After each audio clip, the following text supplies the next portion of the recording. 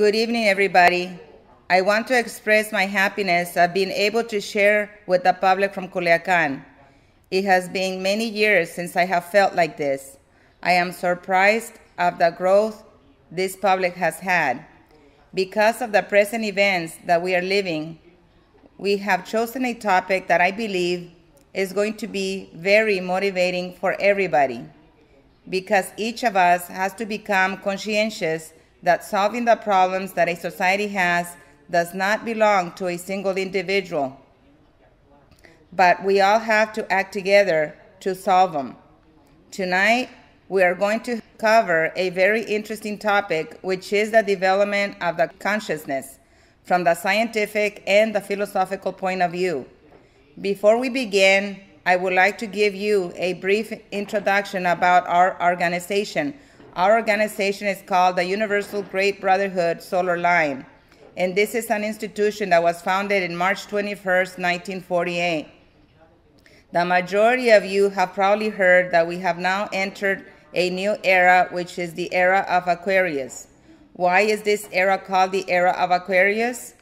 Because the vernal points movement through the precession of the equinox every 21st of March since 1948 points to the constellation of the water bearer, and this is going to take place for the next 2,160 years. This new era is considered to be a golden era and an era of light. We have not yet even completed 70 years since the new era begun. We are observing the rapid changes that are taking place with the mass media, the capacity to transmit information at the speed of light, the achievement to have traveled to the moon, the exploration of the planet Mars. All of these new devices, all of this utilization of prime material like the silicon to store information, so we no longer need buildings to accomplish this task, nor do we need to go to a library, since we can now access a library in our homes. All of these is child's play in comparison to what we're going to experience in future years during the era of Aquarius. It is said that during this era, the next generations will have the capacity to create a terrestrial paradise.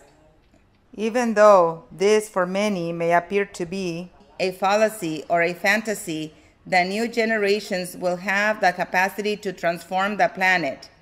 We can not only, because of the problems that we are currently living, say something negative, nor validate the annihilation of the planet. Our planet still needs 4,500 million years in order to complete the second cycle, which is called the Satyas Yuga, or Age of Light.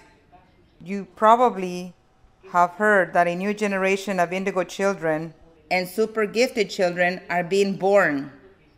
Normally, the individuals who are considered genius develop a 10.5% of the brain capacity, and some develop the 11% of such capacity.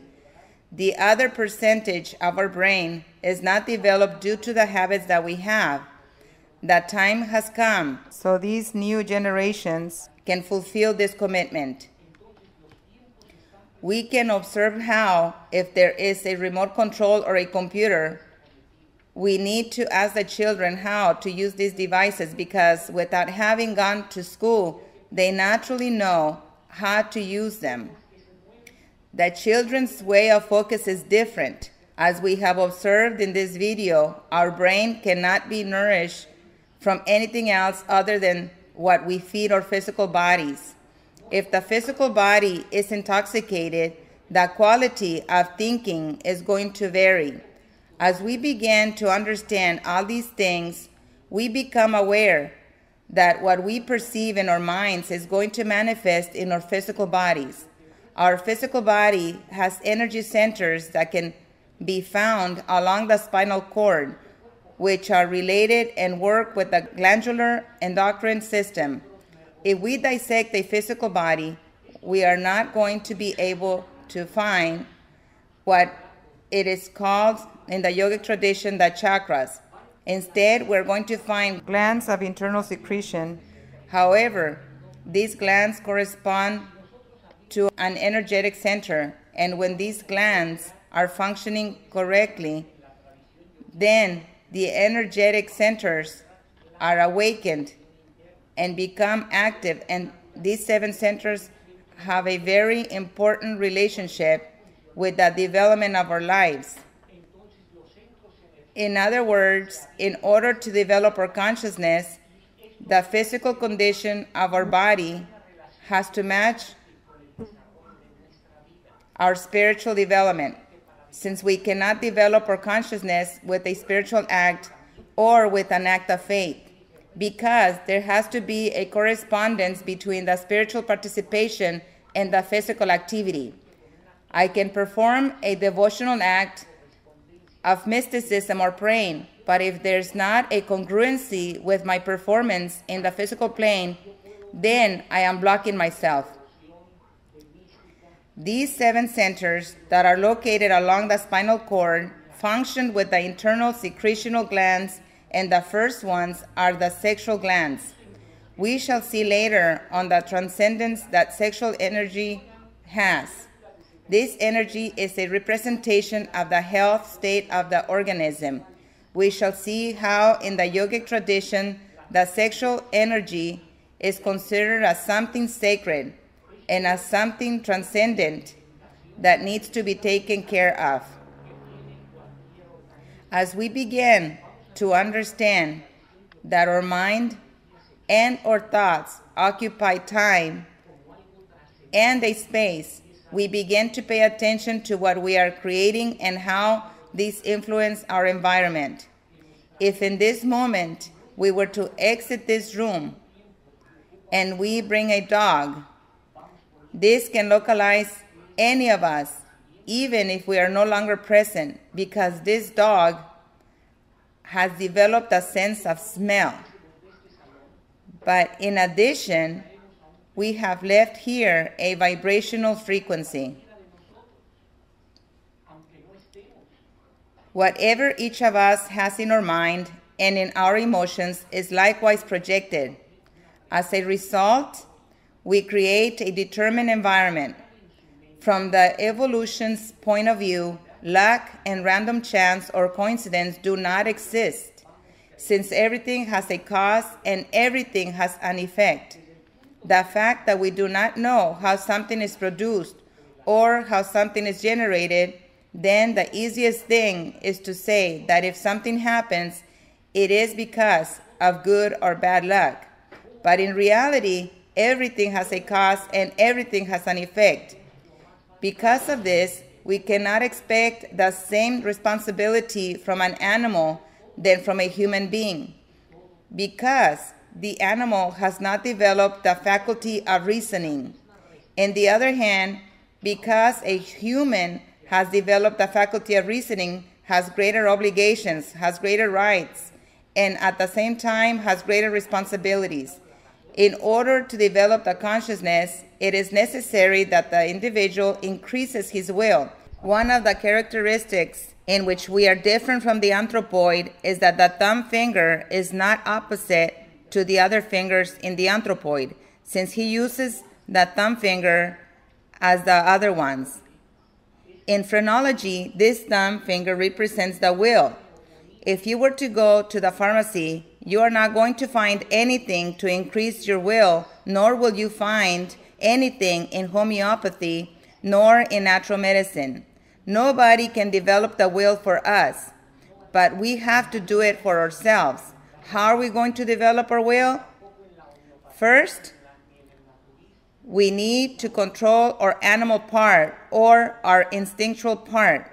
We are rational animals, but this does not mean that because we use our rational mind, we have control of our instinctual part.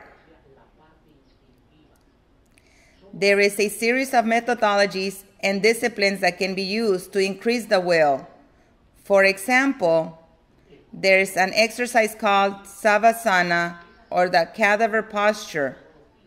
With this technique, the person lies down on the floor, and during 10 minutes, the individual cannot scratch himself, cannot cough, cannot sleep, and his body must remain as a cadaver adhered to the floor.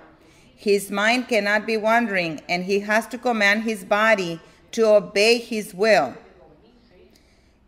Before performing this relaxing exercise, the individual has to do a series of physical exercises or psychophysical movements which are related to the movements of his muscles with his mind.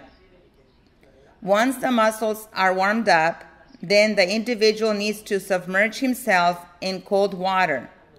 When the individual is accustomed to take a shower with very hot water, then when he is going to submerge into the cold water, he thinks about it and hesitates. This individual needs to be taught that before getting into the water, he gradually needs to wet his body by wetting his feet first, then his knees, and then the rest of the body, because every time that we get into the cold water, we open our mouths and we breathe and inhale the cold. When the individual is sleeping correctly, he has to order his body to get up at a certain time. When the body refuses to get up and says, I need to sleep for a little while more, you need to exercise your will by commanding your body to get up. After 6 or 7 months, the individual's will increases when he learns how to relax and control his body, not only by immobilizing it through meditation, but also by placing his body in cold water and by commanding his body to get up at a certain hour in the morning. The individual can now tell his body, today you do not smoke and you will not smoke. Now you no longer have the need to react when somebody honks the horn to you 7 times, nor do you have the need to get upset, to fight, nor to insult others, because you now have the techniques to control your body.